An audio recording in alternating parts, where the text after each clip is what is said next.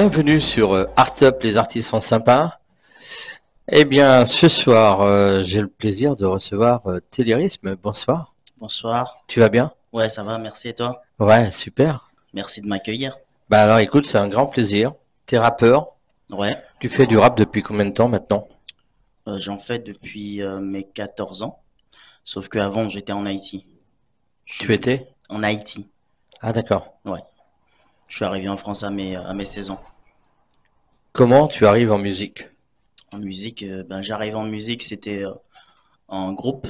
Ouais, J'avais un collectif de rap. d'accord. À mes 14 ans, c'était au collège. C'était pas encore très sérieux parce que on était des jeunes, on tentait des choses. Sauf que le groupe a été dissous suite au départ de plusieurs membres à l'étranger. C'est un groupe que tu avais créé toi-même? Ouais, c'était moi à la tête. À la tête, ouais. Ouais, Donc, ouais. Du coup, arrivé en France, j'ai dû faire une pause pour des raisons familiales. Mes parents ne validaient pas forcément le fait que je faisais du rap. c'est clair. Ouais. Et ensuite, je me suis orienté vers un style beaucoup plus posé, le slam. D'accord. Ça, ils validaient parce que c'était assez poétique et plus posé. Ben, ensuite, je me suis orienté vers l'écriture aussi. J'ai écrit un livre qui s'appelle Je t'aime quand tu n'es pas mienne. C'est sorti il y a à peu près un an, où je raconte une histoire qui met en analogie le désir et l'amour. Et qui est paru où? Je l'ai fait sur BOD. BOD, c'est Books on Demand, c'est un truc qui imprime à la demande. C'est-à-dire, Un peu comme Amazon. ouais, tu trouveras pas mon livre en rayon quand tu vas à la Fnac, mais si tu le commandes sur Internet, tu l'auras dans quelques semaines. D'accord. Ouais. Et ce livre, il a pris combien de temps pour l'écriture?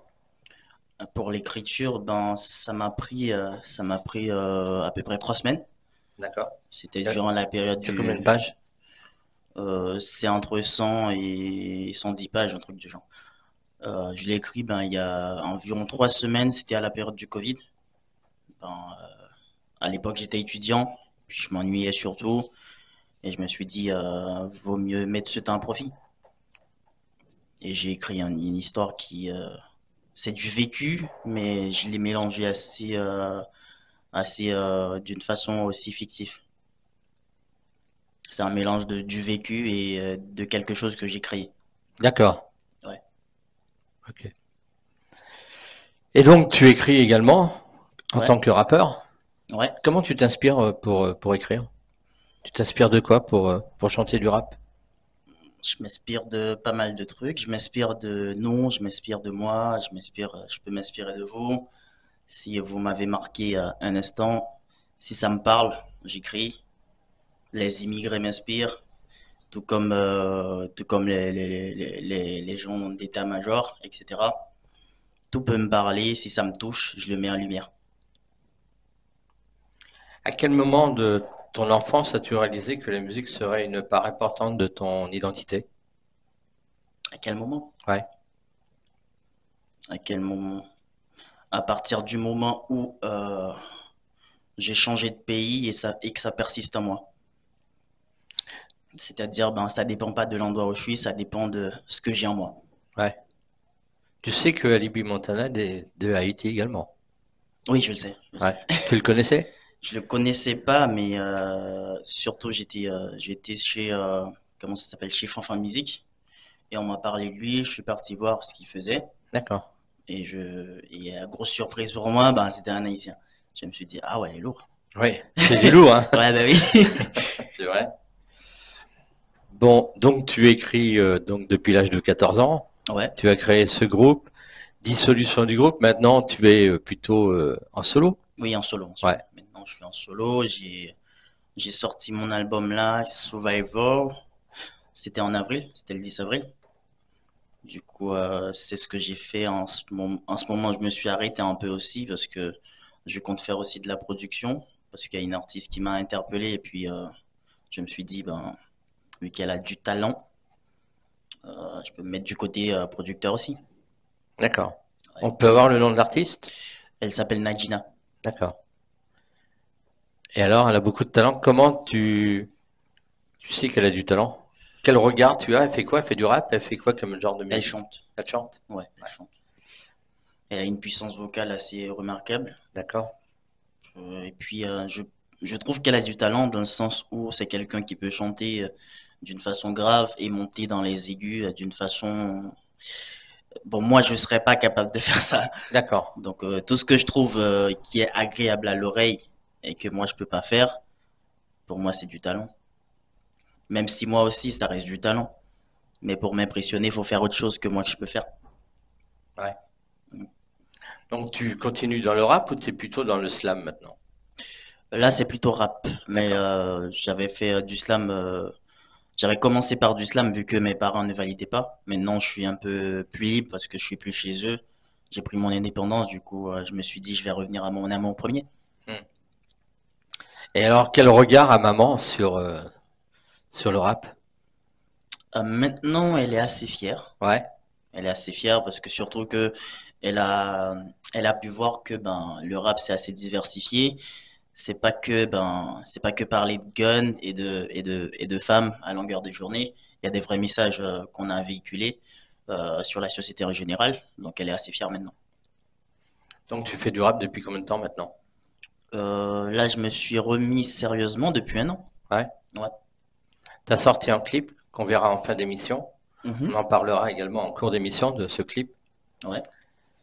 Y a-t-il un artiste ou un groupe musical qui t'a particulièrement inspiré pour écrire, pour faire cet album que tu as sorti au mois d'avril?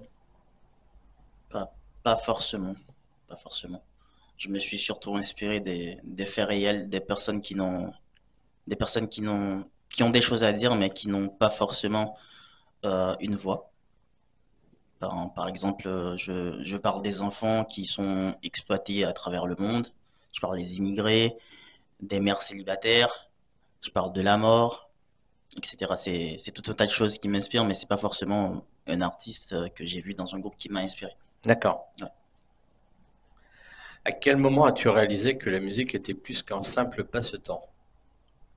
À quel moment? À partir du moment où, quand j'écoutais les artistes qui m'ont marqué, comme des Kerry James, des Wolf, des Lino, etc. À partir du moment où ça m'a assez percuté pour ajouter ces sons dans mes playlists qui pour moi sont des classiques. Ça t'inspire également pour écrire?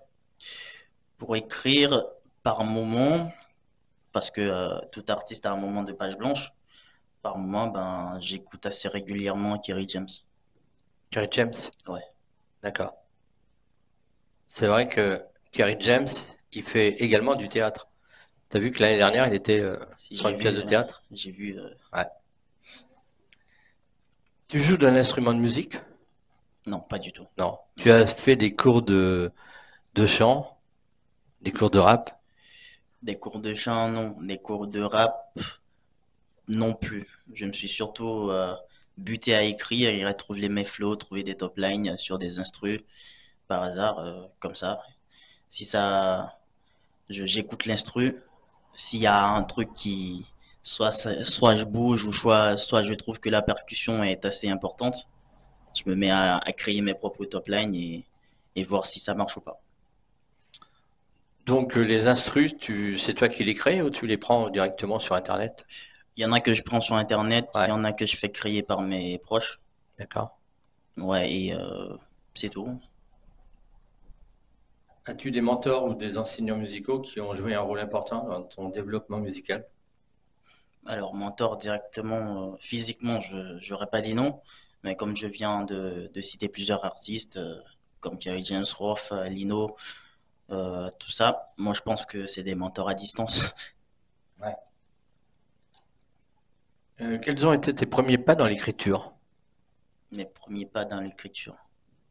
Mes premiers pas, ben, c'était en Haïti, À 14 ans, 14 ans. tu commences vraiment à C'est écrire. là, ça commence. Mais après, quand on grandit, l'écriture, elle évolue. Si elle évolue, parce Hein. que au départ c'était assez juvénile. J'en doute que là tout de suite, si je ressors des textes de cette époque, je pense pas que ça va te toucher toi personnellement. Mais maintenant, j'ai assez mûri. Je pense que je peux toucher plus de monde. Tu aurais aimé jouer d'un instrument de musique? Si, j'aurais aimé. Ouais. Et ça aurait été quoi si tu t'étais lancé, J'aurais aimé faire du violon. ah ouais? Ouais. Et tu aurais fait le mélange de violon avec du rap? Ouais, ça aurait été assez original, je pense, oui. Ouais. Mm. Parce qu'il y en a plusieurs qui nous parlent justement de faire du rap avec du violon. Ah J'ai ouais? vu un artiste la semaine dernière qui m'a dit presque pratiquement la même chose. Ah ouais. Ouais. Le violon, franchement, quand j'écoute des instrus où il y a un mélange de violon et d'autres percussions, franchement, c'est assez fort. Et puis, moi, je pense que le violon aussi, ça peut être un instrument sur lequel ben, on dégage des trucs assez lyriques. Comme moi, de base, mon chant de prédilection, c'est la poésie. Je pense que ça peut faire un truc sympa. Comment la musique a-t-elle joué un rôle dans ton éducation et ton développement personnel? Dans mon éducation, par exemple, moi, personnellement, je suis pas quelqu'un assez branché politique, mais quand j'écoute quelqu'un comme Kerry James encore, qui parle, qui fait en son racaille, où, où il désingue les politiciens en gros, bah, je pars m'informer, voir c'est ce qu'il dit, c'est fondé, etc. Et je pense que ça fait partie de l'éducation de quelqu'un d'être au courant ben, de ce qui se passe dans un pays où on vit. La vie là-bas en Haïti et la vie en France, c'est pas la même. T'es arrivé à l'âge de quel âge ici? À 16 ans, À 16 ans? ouais, Ouais. Ah oui, donc t'as commencé à écrire le rap à 14 ans, à t'étais 14 encore ans. là-bas. Ouais, j'étais Et du là-bas. coup, t'arrives ici. T'as fait Ouais, des études? ouais. Ouais. J'ai fait des études de comptabilité. Actuellement, je suis comptable. D'accord. Ouais, En plus de la musique. ouais. Ouais. C'est vrai que pour faire les clips, il faut gagner un peu d'argent, donc Ben, ben oui, forcément. forcément, il faut travailler à côté. Ouais. Euh, Tu peux nous parler d'une expérience musicale mémorable sur scène? Sur scène. Bonne ou mauvaise? Sur scène, T'as fait quelques scènes? j'ai fait des scènes. Moi, je compte ça comme une scène, mais pour moi, c'est pas vraiment une scène. Parce que comme je faisais du slam et que je touche à peu près tout le monde, j'ai eu l'occasion de performer plusieurs fois sur des trucs évangéliques. D'accord. Et pour Un peu moi, du gospel. ouais, Ouais. j'ai eu une assez belle expérience parce que ben, je faisais mon texte de slam et à un moment, ben, le public, comment dire, c'était plus moi qui faisais ma poésie, c'était le public.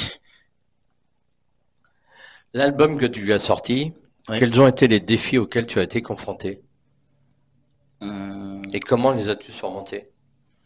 les défis auxquels j'étais confronté, en C'est fait, pas pour la facile. création, pour la cré- Il y avait combien de titres sur cet album? il y en a 12. Il y en a deux? Ouais, c'est Ouais, un EP. ouais. Ouais.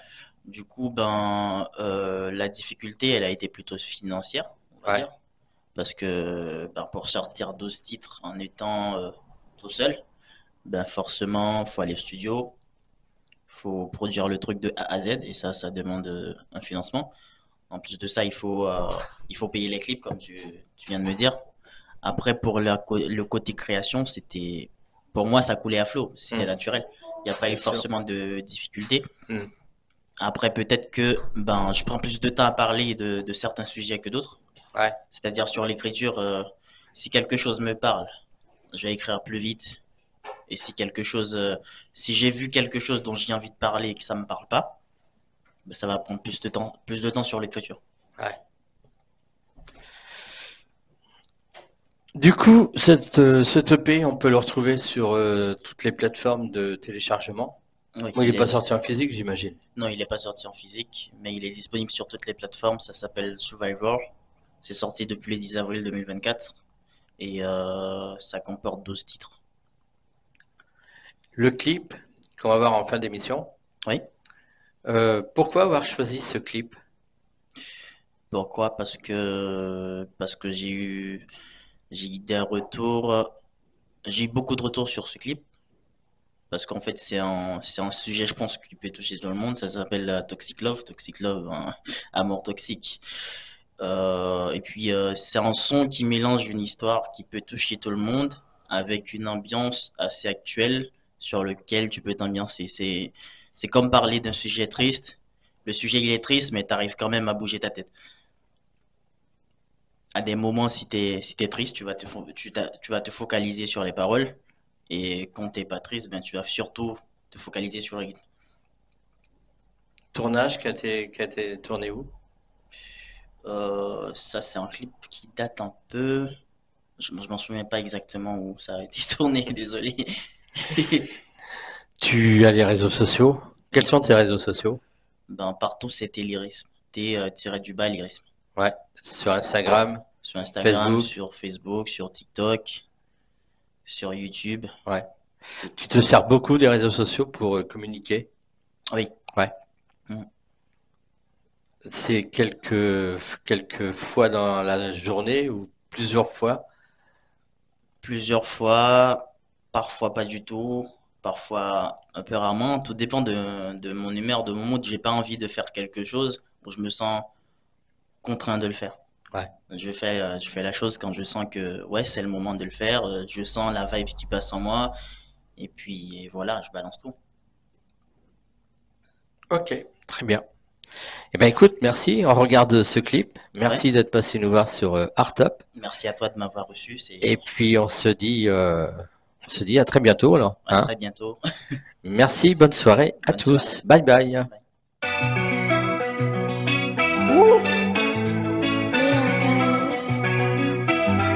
J'ai aimé comme un fou, mais t'as le don de tout foirer. Tu me prenais pour un doux, mais le miel s'est détaché. Je voulais te passer la couronne, tu m'as pris pour un couillon. Mais c'est toi qui es la couillonne. Toute paillette nue des rayons, dégage comme ça me bouillonne. Je t'ai donné 5 comptés, pas de morceaux limités. Nous deux à imiter, c'est pas pour les peurs toxiques validité. Je t'avoue c'est malheureux. Flow saccadé, shadow carte effondrée. Si t'oses te présenter, c'est sûr t'es effronté. Je me voyais bien chanceux sur un nuage coloré. Un soir détourné, j'ai vu ton vrai